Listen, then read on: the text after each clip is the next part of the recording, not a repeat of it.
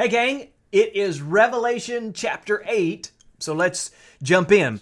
The world at this point is now presented or to be presented with Satan's man, the devil's Messiah. The seals have been broken, at least the first six. The cries have rung out, and the riders have appeared, the seven, or the four horsemen, so to speak, and conditions on earth have grown rapidly worse. We're going to now get into the breaking of the seventh seal, the last seal, and the seven trumpet judgment. And so at that point, Satan produces his trump card on earth, a Superman, so to speak. And so the breaking of the seventh seal brings along these seven judgments. And in chapter 8, we're going to get the first four, which seem to mirror or kind of mimic the plagues that fell upon Egypt a long time ago when God set the nation of Israel free. So Revelation chapter 8, and it said, when the Lamb broke the seventh seal on the scroll, there was silence throughout heaven. Now we have to think, until now, heaven had been resounding with the worship of the saints and the elders and the four beings and all the created beings. And so there was all this worship going on in heaven. And now there was silence throughout heaven for about an hour and a half. And then I saw seven angels, and they were given seven trumpets. Interesting side note, seven is the number in the Bible used for completion. So we see seven angels, seven trumpets, and then another angel with gold incense burner came and stood at the altar. Now remember, this is the same altar that had the souls of those who had been martyred, refusing not to deny Jesus, and those were the souls of the ones under the altar, same altar. This may be important in just a minute. And a great amount of incense was given to him to mix with the prayers of God's people as an offering on the gold altar before the throne. Now, here's one of those things where I wrote down a bunch of questions, and I have read, you should see the books that are strewn about my desk, and I am trying to understand, and quite frankly, some of this is just a mystery, and I'm not the smartest crayon in the book or box or knife in the drawer, whatever, and so I've been struggling through this, but I mean, who are the prayers of God's people? Who is he referring to here? I mean, is this the 144,000 that got sealed on the forehead by God a couple of chapters ago?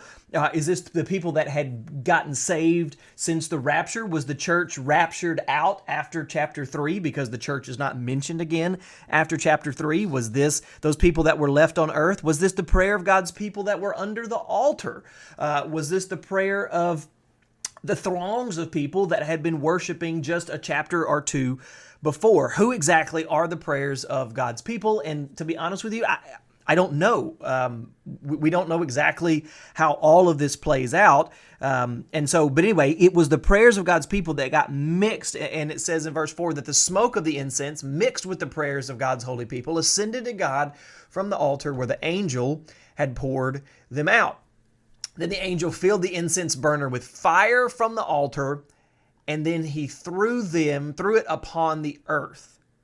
So this symbolizes, either way, it shows those that have prayed that their prayers are being answered because they will see these signs. They will see what it says here, the thunder, the lightning that flashed, and the terrible earthquake. And so then we get into the first four trumpets. We get into those judgment. Like I said a while ago, the plagues, the first four kind of are similar to what happened to Pharaoh in Egypt. So then the seven angels with the seven trumpets prepared to blow their mighty blast. The first angel blew his trumpets, and we saw fire mixed with blood were thrown down to the earth. A third of the trees were burned up, and all the green grass. And so in the first trumpet, we lose a third of the trees and all of the grass. The second trumpet deals with a third of the water in the sea, and a third of all the animals dying, and a third of all the ships are destroyed.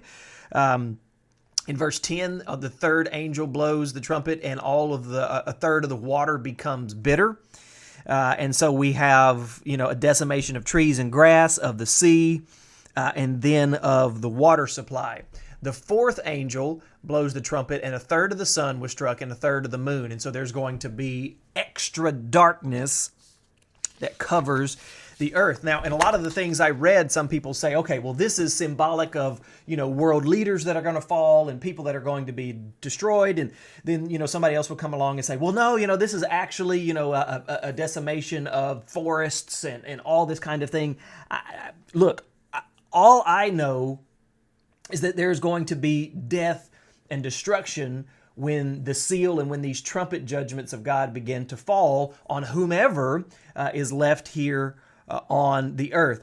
And then verse 13, he says, then I looked and I heard a single eagle crying out as it flew through the air, terror, terror to all who belong to this world because of what will happen in the last three angels blow their trumpets. And so this is, first off, we see there that there's terror to those who belong to the world. And so there's a difference between belonging to Jesus and belonging to the world.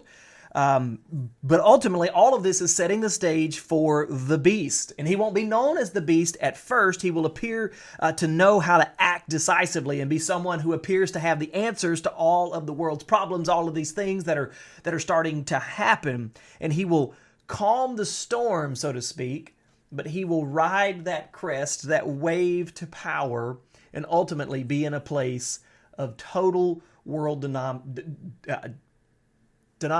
not denomination, it's domination. There we go. I'll get it out eventually.